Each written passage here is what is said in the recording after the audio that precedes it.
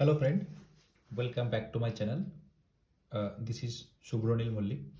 Friend, आज का जो टॉपिक है वो एक इम्पॉर्टेंट प्रोटेक्शन स्कीम के ऊपर है। वो है रिस्ट्रिक्टेड अर्थ फॉल्ट। उसको हम लोग शॉर्ट पे बोलते हैं आरईएफ।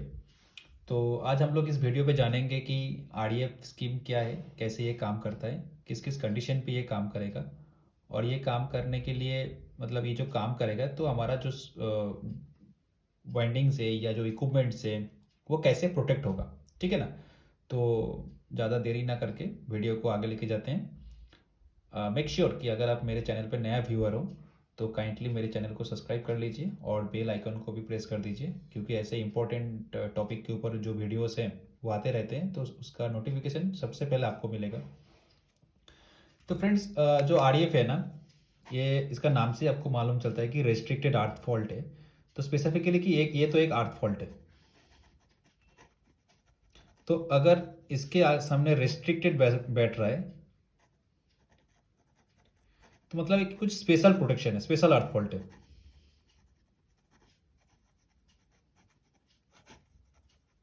तो इसका जो नाम है ना, इन नाम से हम लोग धीरे धीरे जानेंगे कि आरईएफ कैसे काम करेगा। अगर अर्थ फॉल्ट है और रिस्ट्रिक्टेड है मतलब एक पर्टिकुलर जोन को हमने रिस्ट्रिक्ट किया है, उस जोन पे हमको प्रोटेक्शन चाहिए। ठीक है ना। तो स्पेसिफिकली जो है ना, ये जो प्रोटेक्शन स्कीम है ना, ये मोटर, जनरेटर, ट्रांसफॉर्मर, इसके ऊपर अप्लाई होते हैं। अगर मैं और स्पेसिफिकली बोलूँ तो जो स्टार कनेक्टेड वाइंडिंग है ना, उसके ऊपर अप्लाई होते हैं। तो सवाल ये आता है कि क्या अगर कुछ चीज़ डेल्टा में कनेक्ट है तो उसमें क्या आरईएफ नहीं आएगा? डेफिनेटली आएगा। आप वीडियो का एंड तक बने रहिए। मैं आपको एंड में ये भी बताऊंगा कि अगर डेल्टा कनेक्टेड है तो उसके ऊपर कैसे आरईएफ को आप ले सकते हैं।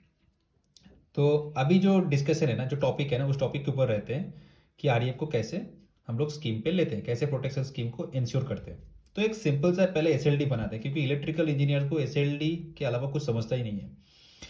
तो पहले एसएलडी बनाते हैं कि आपका मानो ये एक एचटी ब्रेकर है, ये आपका एक ट्रांसफॉर्मर है, ये आपका एलटी ब्रेकर है। Very simple.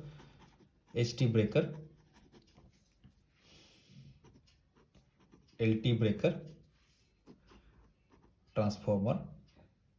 अभी मान के चलो कि ये एक DYN11 डिस्ट्रीब्यूशन ट्रांसफॉर्मर है। ठीक है। इसका मतलब क्या होगा? प्राइमरी साइड या हाई वोल्टेज साइड जो है ना वो डेल्टा कनेक्टेड है, सेकेंडरी साइड आपका स्टार कनेक्टेड है।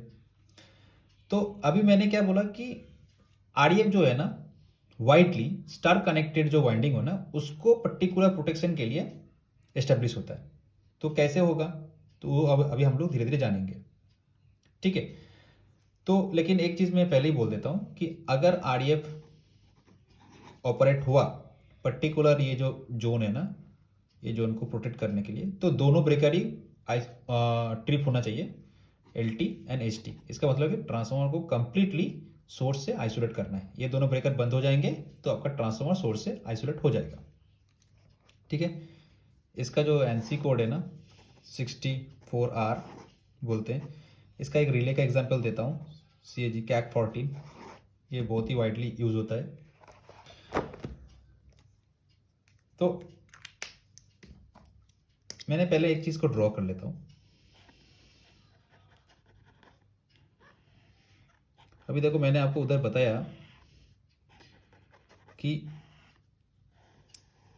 जो स्टार कनेक्टेड सिस्टम है उसके ऊपर आरईएफ हम लोग इंश्योर करते हैं। तो कैसे? ये मैंने सीटी ड्रॉ किया, ये आपका ब्रेकर ड्रॉ किया। ठीक है। तो आरईएफ के लिए टोटल 4 सीटी का रिक्वायरमेंट होता है। तो इधर एक ये आपका न्यूट्रल है, ये तो ग्राउंड रहता है। तो इधर से मैंने क्या किया, ऐसे ड्रॉ कर दिया। तो ये सब सीटी को क्या किया, मैंने पैरेलल कर दिया, चारों के चारों सीटी को पैरेलल कर दिया। क्लियर है? चारों के चारों सीटी पैरेलल है। हम्म? और ये जो पैरेलल है ना, इसमें हमने एक रजिस्टर लगाया, एक रिले लगाया, एक मेट्रोजिल लगाया, ठीक है, अभी हम आपको धीरे धीरे बताएंगे कि ये कैसे काम करेगा। ठीक है, तो पहले इसको बोल देता हूँ, ये सब सीटी है जैसे आपको मालूम ही है, ये आर फेज है, ये वाई फेज है, ये ब्लू फेज है, ये स्टार कनेक्टेड है, ये एन सीटी है। सारे के सारे चारों सीटी जो है ना आपने पैरेलल कर दिया, और चारों के चारों सीटी का जो S1 S2 है ना वो एक दूसरे से कनेक्ट रहेगा। जैसे ये अगर S1 है ना तो सबके सब S1 एक साथ कनेक्ट रहेगा और S2 एक साथ। ड्राइंग बहुत गंदा है, मुझे माफ करना, बट अंडरस्टैंडिंग के लिए तो बहुत अच्छा है। तो ये एल्टी ब्रेकर है, ठीक है ना, ये आपका 64R रिले है, ये आपका स्टेबलाइजिंग रजिस्टर। ओके, ये आपको आता है मेट्रोजिल। तो आप आराम से समझो, मैं आपको धीरे धीरे सब बताऊंगा ये क्यों यूज होता है, स्टेबलाइजिंग रेजिस्टेंस क्यों यूज होता है। ठीक है, तो अभी क्या है कि जैसे आरडीएफ हुआ है, रिस्ट्रिक्टेड अर्थ फॉल्ट, मतलब एक रिस्ट्रिक्टेड जोन पे अगर अर्थ फॉल्ट हुआ तो आपको प्रोटेक्शन मिलना चाहिए। यस, आपको प्रोटेक्शन मिलना चाहिए, और ये हम आपको दिखाएंगे कैसे आपको प्रोटेक्शन मिलेगा। तो इधर रेस्ट्रिक्टेड जोन कौन सा है, ये आपका रेस्ट्रिक्टेड जोन है। मतलब आज के एग्जाम्पल पे स्टार कनेक्टेड वाइंडिंग ट्रांसफार्मर का, तो कैसे ये रेस्ट्रिक्टेड हो गया, कैसे इसमें फॉल्ट आया तो ये रिले ऑपरेट करेगा। ठीक है ना, तो पहले कि एक फॉल्ट बनाते हैं, ये इधर फॉल्ट हुआ है।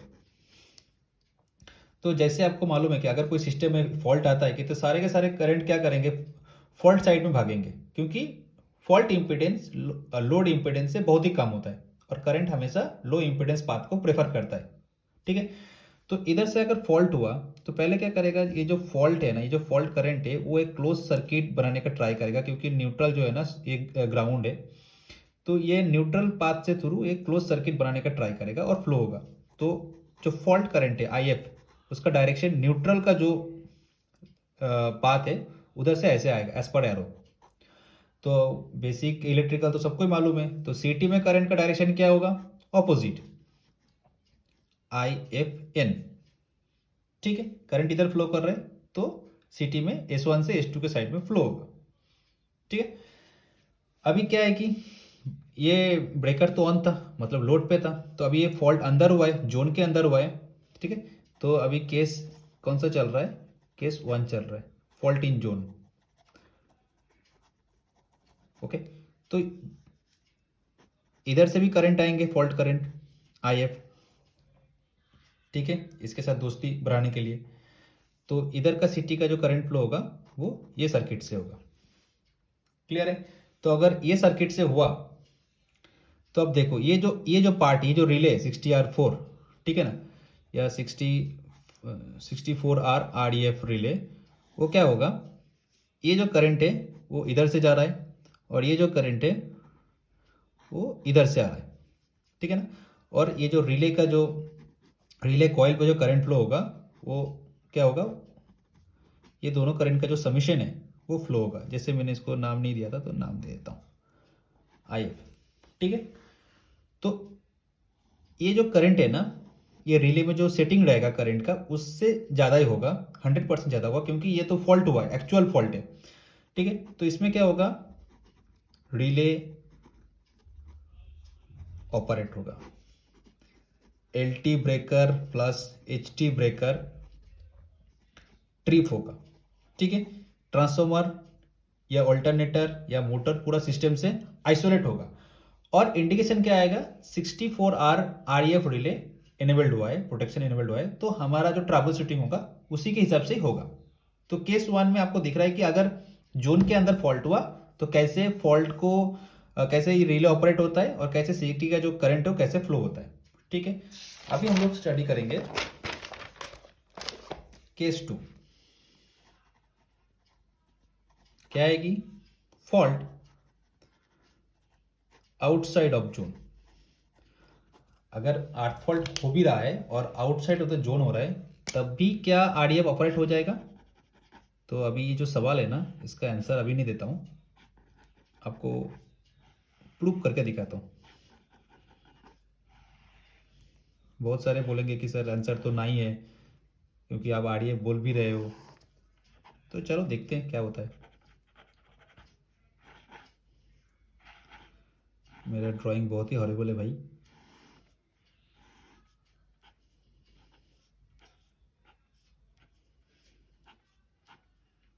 ठीक है, इधर भी एक सीटी लगा दिया मैंने। चलो फटाफट बना देता हूँ इसको। एक मेट्रोजिल लगा दिया, स्टेबलाइजिंग रेजिस्टेंस लगा दिया, रिले लगा दिया। अभी क्या करूँगा, NCT S1 S2 S1 S2 S1 S2 S1 S2 Metrogyl, ठीक है ना। स्टेबलाइजिंग रजिस्टर RS कर रहा हूँ इसको, 64 REF रिले, ठीक है, LT ब्रेकर। अभी क्या है कि फॉल्ट इधर हो गया, तो ये कंडीशन पे भी अगर ये ब्रेकर ट्रिप हो गया, ये ब्रेकर ट्रिप हो गया RF रिले का फॉल्ट सेंस करके, मतलब ये ब्रेकर ट्रिप हुआ तो ठीक है, चलो ठीक है, तो अर्थ फॉल्ट हुआ है तो ब्रेकर ट्रिप होना ही चाहिए। लेकिन अगर RF सेंस करके ट्रिप हो गया है तो इसका जो मेन पर्पस है, इसका जो स्पेशल प्रोटेक्शन है वो नहीं हो रहा है, ठीक है ना। तो हम लोग क्या करेंगे उसका भी देखेंगे, ये कंडीशन में ट्रिप होगा कि नहीं होगा। तो क्या है कि अगर ये कंडीशन हुए तो पहले तो ये ऐसा फंडा है कि भाई फॉल्ट करंट जो है ना क्लोज सर्किट पाथ बनाने का ट्राई करेगा। तो करंट न्यूट्रल में जो करंट फ्लो होगा उसका डायरेक्शन ऐसा होगा जैसे मैंने पहले दिखाया था। तो सेम CT में जो है ना IF है, ठीक है, इधर फ्लो होगा। लेकिन अभी फॉल्ट क्या है, बाहर की तरफ हुआ है, तो करंट इधर से भी करंट जाएगा बाहर की तरफ, जो पहले अंदर की तरफ आ रहा था। तो अभी इसका करंट का डायरेक्शन इधर है, तो इधर का डायरेक्शन का CT का जो सेकेंडरी है उसका डायरेक्शन इधर होगा, तो स्मॉल है।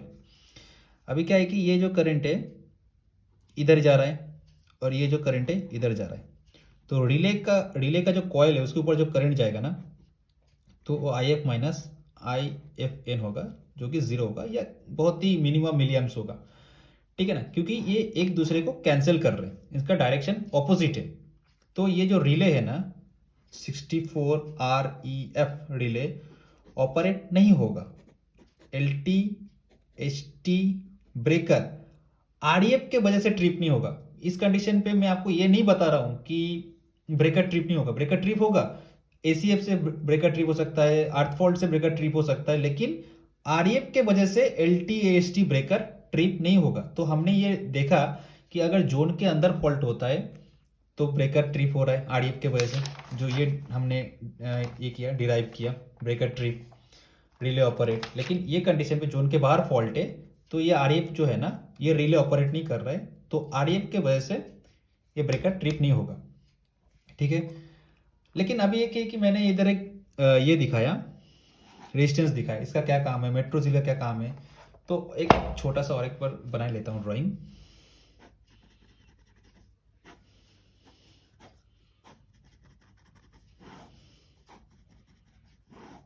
ये एक ब्रेकर बना लेता हूँ, इधर CT ड्रॉ कर दिया, इधर शॉर्ट कर दिया, इधर NCT लगा दिया, इधर ड्रॉ कर दिया,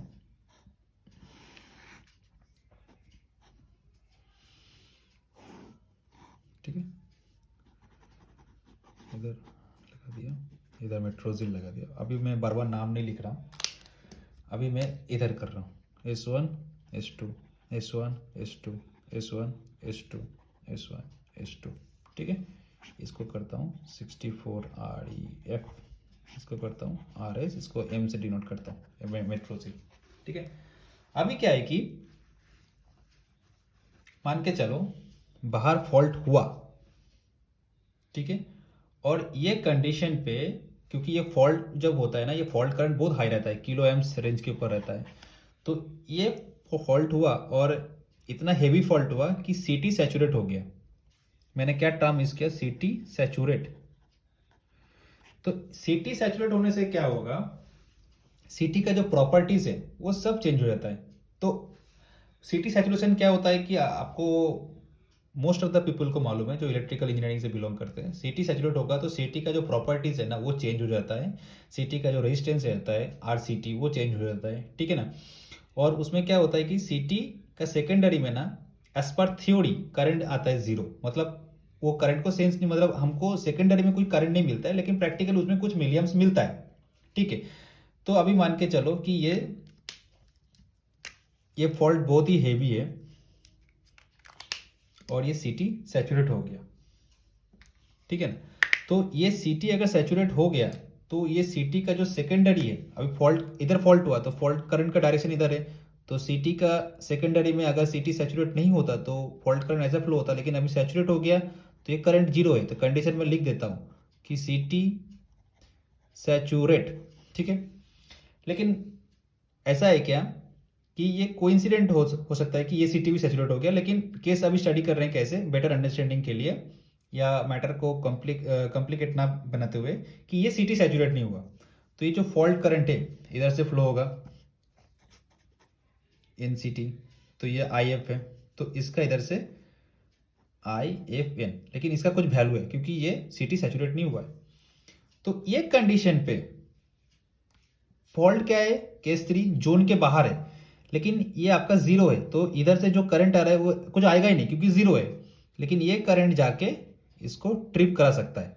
अब देखो ये करंट जाके इधर से इसको ट्रिप करा सकता है, तो इसमें क्या होगा 60 आर एफ रिले ऑपरेट हो जाएगा although fault outside of the zone है, और क्या होगा ब्रेकर ट्रिप कर जाएगा। तो ये डिजायर्ड ऑपरेशन नहीं है आरडीएफ के लिए, जोन के अंदर फॉल्ट होगा तभी ऑपरेट होना चाहिए। तो क्या करते हैं कि हमने जैसे आपको बोला कि जैसे सीटी सैचुरेट होता है ना, वो सीटी सैचुरेट कंडीशन पे सीटी का जो प्रॉपर्टीज होता है वो चेंज हो जाता है।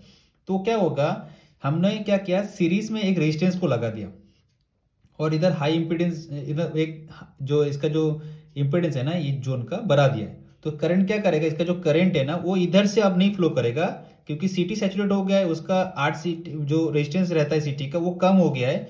तो ये करंट जो है ना सीटी का सेकेंडरी से ही फ्लो होते रहेगा क्लोज सर्किट से, ठीक है, वो इधर नहीं आएगा, ठीक है ना।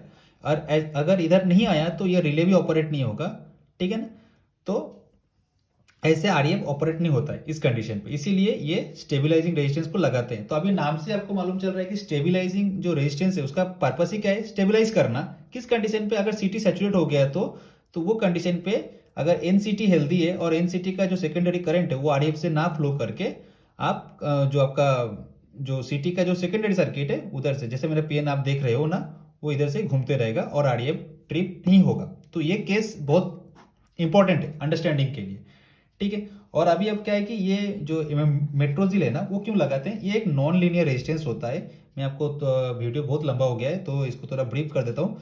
इसमें क्या रहता है कि ये नॉन लीनियर रेजिस्टेंस होता है, क्या होता है कि सीटी सेकेंडरी में ना ये जो फॉल्ट के वजह से ना इसका सीटी सेकेंडरी में ना हाई वोल्टेज जनरेट होता है, ठीक है ना।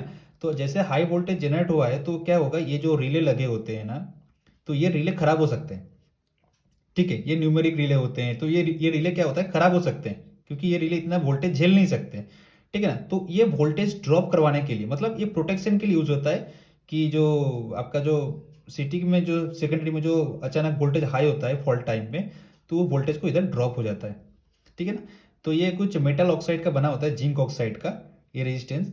और इसका पर्पस ही हुई यही, मतलब इसका जो पर्पस रहता है ना वो यही रहता है कि सिटी का सेकेंडरी में जो आपका कनेक्ट है ये रिले वगैरह जो बहुत ही कॉस्टली है उसको प्रोटेक्शन देने के लिए ये मेट्रोजिल यूज होता है, ठीक है। तो आज का जो टॉपिक था आरडीएफ, तो इसको मैंने आपको डिस्क्राइब किया। अब मैं आशा रखता हूँ कि आपको ये समझ में आया हो सबसे पहले, उसके बाद आप इसको लाइक करो। समझना बहुत ही ज़रूरी है। वन ऑफ माई फ्रेंड बहुत दिन से बोल रहा था, उसका नाम आकाश है, कि सर आप मुझे आरईएफ के बारे में बताओ, आरईएफ के बारे में बताओ, ठीक है। तो टाइम नहीं मिल रहा था, तो आज थोड़ा टाइम मिला तो आपके साथ ही मैंने ये डिस्कस किया, ठीक है ना। आप मुझे कमेंट करके बताओ कैसा लगा आपको ये वीडियो, कुछ सवाल है आप उस उधर पूछ सकते हो मुझे। अभी मैंने वीडियो में एक चीज़ बोला था कि अभी हमने स्टार कनेक्शन पे देखा, ऐसा जरूरी नहीं है कि हर हमेशा आरईएफ को आपको स्टार पे लेना है। अगर डेल्टा कनेक्टेड सिस्टम है उसमें भी आप आरडीएफ ले सकते हो, लेकिन कैसे, आज वो वीडियो में ज़्यादा लंबा नहीं करूँगा, सिर्फ आपका टॉपिक का नाम बोल के रखता हूँ। आगे में जाके इसके बारे में भी हम लोग बात करेंगे, लेकिन स्कीम सही रहता है। सिर्फ हम लोग क्या लगाते हैं, न्यूट्रल ट्रांसफॉर्मर लगा देते हैं, ठीक है ना, न्यूट्रल ट्रांसफॉर्मर लगाते हैं। तो न्यूट्रल ट्रांसफॉर्मर लगा के हम लोग आरईएफ को एस्टेब्लिश करते हैं, ठीक है। Thank you friends. अगर आपको ये वीडियो अच्छा लगा है तो सबसे पहले है कि आपका जो टेक्निकल फ्रेंड्स है उसके साथ शेयर करो, नॉन टेक्निकल को भी शेयर कर दो ठीक है। और थैंक यू वेरी मच, और एक लाइक तो दे दो।